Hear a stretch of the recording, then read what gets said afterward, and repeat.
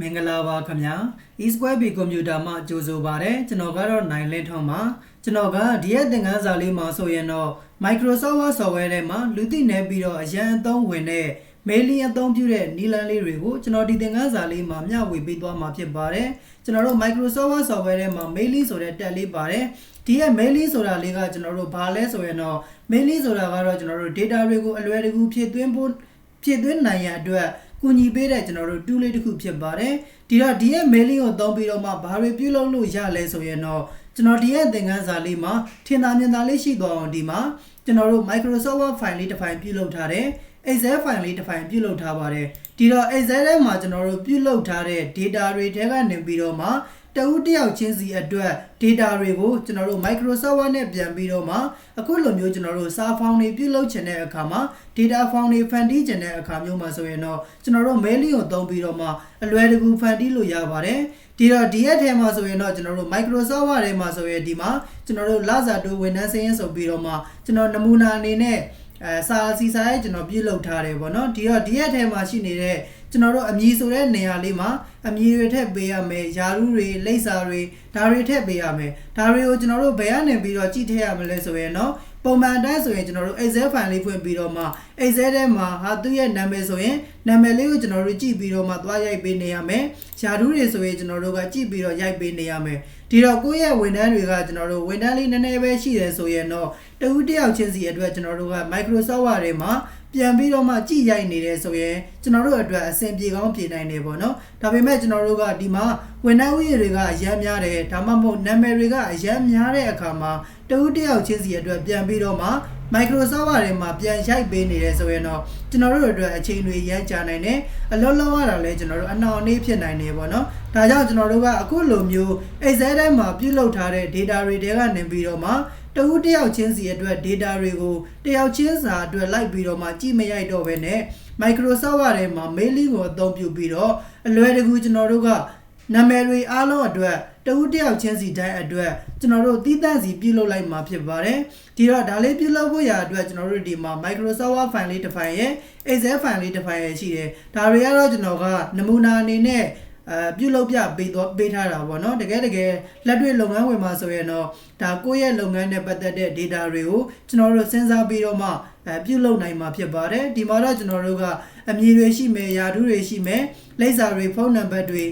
လစာတိုးနှုန်းတွေပေါ့နော်ပြီးရင်တော့ဝန်ထမ်းကုတ်နံပါတ်လေးတွေကျွန်တော်တို့ရှိမယ်ပေါ့ Microsoft Word ထဲမှာလည်းဒီလိုပဲအမည်တွေယာထုတွေလိပ်စာတွေဖုန်းနံပါတ်တွေသူတို့တွေရဲ့ကျွန်တော်တို့ကခေါင်းစဉ်အတိုင်းပဲကျွန်တော်တို့တက်ထားတယ်ပေါ့ဒီတော့ဒီရဲ့နာမည်လေးတွေကိုကျွန်တော်တို့ကဖန်တီးပြီးသွားပြီဆိုရင်တော့ဒီ Excel file လေးကိုကျွန်တော်တို့ကအရင်ဆုံးသိမ်းပေးရမှာဖြစ်ပါတယ်ဒီတော့ကိုကတော့လက်ရှိကိုယ့်ရဲ့လုပ်ငန်းထဲမှာ Excel ထဲမှာပြုလုပ်ထားတဲ့ file လေးရှိတဲ့အတွက်ကိုကလည်းသိမ်းပြီးသားလေးရှိနေမှာပါတကယ်လို့လိုက်ပြီးတော့လေ့ကျင့်တဲ့အခါမှာကျွန်တော်တို့မသိမ်းရသေးဘူးဆိုရင်လည်းဒီရဲ့ Excel file လေးအခုလိုမျိုးလေးလုပ်ပြီးသွားပြီဆိုရင်တော့ file နဲ့ကနေပြီးတော့မှ save ဆိုတာလေးနှိပ်ပြီးတော့မှသိမ်းလိုက်လို့ရပါတယ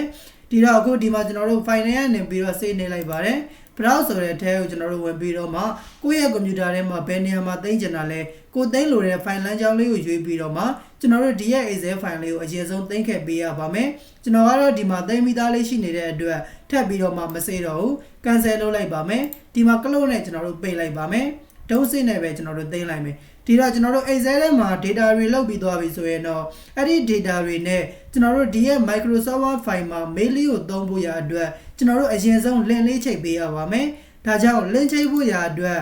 mailing ဆိုတဲ့ tab ထဲကိုကျွန်တော်တို့ဝင်ပေးမယ်ပြီးသွားပြီဆိုရင်တော့ကျွန်တော်တို့ Excel ထဲမှာကိုရေးထားတဲ့ data တွေနဲ့ကျွန်တော်တို့ဒီရဲ့နေရာလေးတွေနဲ့ link ချိန်ဖို့ရအတွက် mailing ဆိုတဲ့ tab ထဲကနေပြီးတော့မှ select recipient ဆိုတဲ့ tab ကိုကျွန်တော်တို့ဝင်ပေးရပါမယ်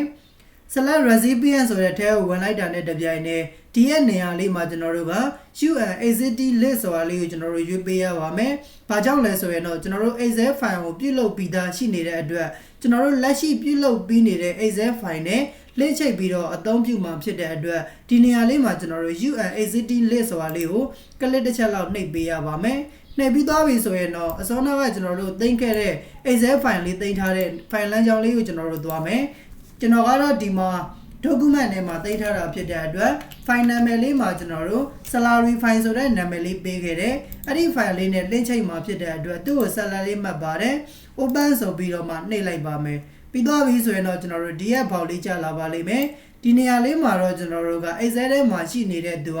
sheet 1 sheet 2 sheet 3တွေရှိတွေခွဲပြီးတော့မှပြုလုပ်ခဲ့တယ်ဆိုရင်တော့ဒီနေရာမှာကိုပြုလုပ်ထားတဲ့ sheet လေးတွေကြာလာပါလိမ့်မယ်ကျွန်တော်ကတော့ဒီရဲ့ Excel file ထဲမှာ sheet တစ်ခုတည်းနဲ့သုံးခဲ့တာဖြစ်တဲ့အတွက်ဒီမှာကျွန်တော်တို့ sheet 1ဆိုပြီးတော့ပေါ်နေပါတယ်ဒီရဲ့ sheet 1လေးနဲ့ကျွန်တော်တို့ link ချိတ်မှာဖြစ်တဲ့အတွက်ဆက်လက်လေးပေးပြီးတော့မှကျွန်တော်တို့ okay ဆိုတာလေးနှိပ်လိုက်မယ် okay နှိပ်လိုက်တာနဲ့တပြိုင်နက်အစောနောက်ကကျွန်တော်တို့ပြုလုပ်ထားခဲ့တဲ့ Excel file နဲ့ဒီရဲ့ Microsoft Word file လေးနဲ့ကိုကျွန်တော်တို့ link ချိတ်ထားတဲ့ပုံစံလေးဖြစ်သွားပါလိမ့်မယ်ဒီလိုမျိုးပုံစံလေးဖြစ်သွားပြီဆိုရင်တော့ဒီရဲ့အမည်ဆိုတဲ့နေရာလေးမှာကျွန်တော်တို့ Excel ထဲမှာရေးခဲ့တဲ့နာမည်တစ်ခုကိုကျွန်တော်တို့ကယူမယ်ဒါကြောင့်ဒီနေရာလေးမှာကျွန်တော်တို့ကတဦးတယောက်ချင်းစီအတွက်အမည်တွေဆိုရင်ကြည့်ပြီးတော့မှမရိုက်တော့ဘူးယာရုစီဆိုရင်လည်းကျွန်တော်တို့ကတိတတဦးချင်းစီအတွက်ကျွန်တော်တို့လိုက်ပြီးတော့မှကြည့်မရိုက်တော့ဘူးဒါကြောင့်ကျွန်တော်တို့ကလင်လေးအရင်ချိတ်ပြီးသွားပြီဆိုတာနဲ့တပြိုင်နက် mail ဆိုတဲ့တက်ထဲကိုပြန်ဝင်မယ်ပြီးရင်တော့ဒီရဲ့နေရာလေးမှာကျွန်တော်တို့ insert map fee ဆိုတဲ့နေရာလေးရှိတယ်ဒီနေရာလေးမှာကလစ်တစ်ချက်နှိပ်ပါမယ်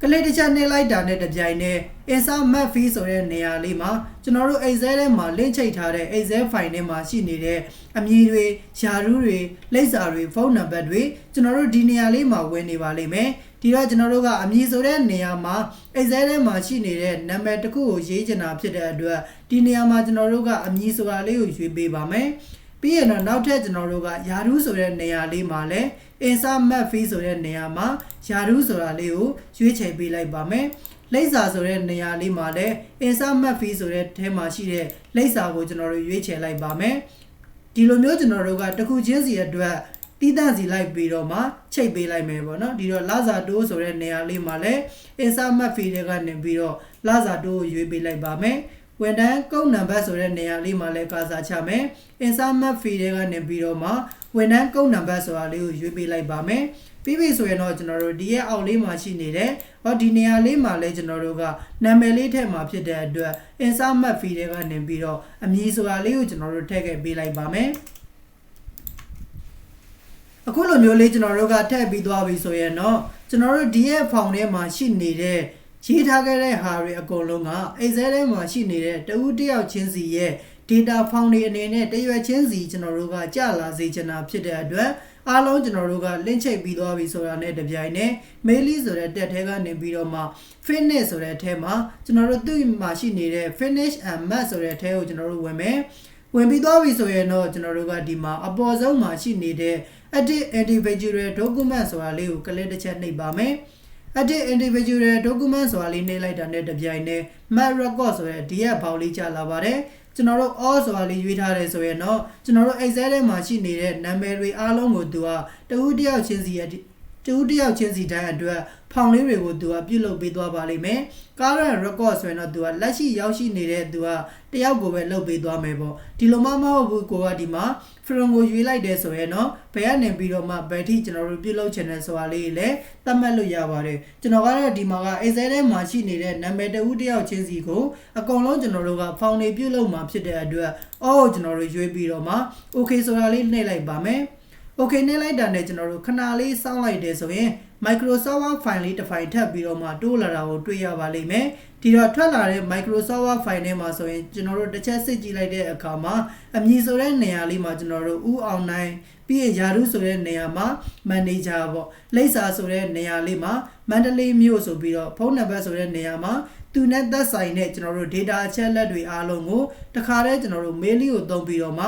ဖြည့်သွင်းပြီးသွားတဲ့ပုံစံလေးကျွန်တော်တို့ရရှိလာပါတယ်အောက်ကိုကျွန်တော်တို့ scroll bar နဲ့ဆွဲချလိုက်လို့ဆိုရင်အပေါ်ဆုံးမှာကျွန်တော်တို့ကဥအောင်နိုင်အတွက်ဖောင်လေးတစ်ရွက်ကျွန်တော်တို့ရမယ်အောက်ကိုဆက်သွားလို့ဆိုရင်တော့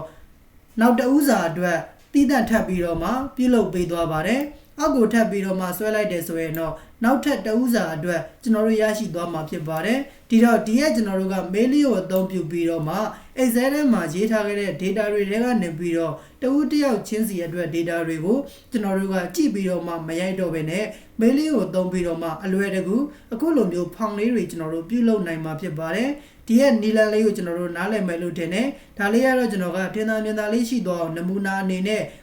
ပြပေးသွားတာဖြစ်ပါတယ်အကယ်၍လက်တွေ့ကိုယ့်ရဲ့လုပ်ငန်းဝင်မှာဆိုရင်တော့ကိုယ့်ရဲ့လုပ်ငန်းနဲ့ပတ်သက်တဲ့ data အချက်အလက်တွေပေါ့နော် Excel ထဲမှာကျွန်တော်တို့ list စုထားတဲ့ file လေးတွေကိုကျွန်တော်တို့အခုလိုမျိုး တဦးတယောက်ချင်းစီအတွက်စရက်နေခွဲပြီးတော့မှဖောင်တွေတည်တံ့ကျွန်တော်တို့ကထက်လောက်ပေးရတော့မယ့်အခါမျိုးမှာဆိုရင်တော့ဒီရဲ့ mail လေးကိုသုံးပြီးတော့မှအလွယ်တကူပြုလုပ်နိုင်မှာဖြစ်ပါတယ်ဒါဆိုအားလုံးနားလည်လောက်မယ်လို့ထင်ပါတယ်ဒါကတော့ကျွန်တော်တို့ Microsoft Word ထဲမှာလူသိနေပြီးတော့အရန်အသုံးဝင်တဲ့ mail လေးအသုံးပြုတဲ့နည်းလမ်းလေးဖြစ်ပါတယ်အားလုံးအတွက်လည်းအရန်အသုံးဝင်မယ်လို့ထင်ပါတယ်ကိုယ်တိုင်လက်တွေ့လိုက်ပြီးတော့မှလေ့ကျင့်ကြည့်ပေးပါအကယ်၍ကိုယ်တိုင်လေ့ကျင့်တဲ့အခါမှာမရတဲ့နေရာလေးတွေရှိတယ်ကျွန်တော်သင်ပေးတာနားမလည်လိုက်တဲ့နေရာလေးတွေရှိတယ်ဆိုရင်လည်းကျွန်တော်ပြန်ပြီးတော့မှမေးမြန်းပေးလို့ရပါတယ်အကယ်၍ကိုယ်တိုင်လေ့ကျင့်ပြီးသွားပြီကိုလည်းအမှန်တကယ် Microsoft Word software ထဲမှာ mail လေးကိုသုံးပြီးတော့မှအခုလိုပုံစံလေးတွေကိုယ်တိုင်ပြုလုပ်တတ်နေပါပြီဆိုရင်တော့ဒီသင်ခန်းစာရဲ့ comment လေးမှာ DONE done ဆိုပြီးတော့ရေးခဲ့ပေးပါအောင်ခင်ဗျာဒါမှကျွန်တော်သင်ပေးတဲ့သင်ခန်းစာတွေကိုဘယ်သူတွေကတော့အမှန်တကယ်လိုက်ပြီးတော့လေ့လာနေပါတယ်လေ့ကျင့်နေပါတယ်ဆိုတာလေးတွေကိုကျွန်တော်ကိုယ်တိုင်လည်းသိရအောင်လို့ပါအခုဒါဆိုရင်တော့ကျွန်တော်ဒီသင်ခန်းစာလေးကိုဒီမှာပဲရှင်းထားလိုက်ပါမယ်အားလုံးအဆင်ပြေကြပါစေခင်ဗျာ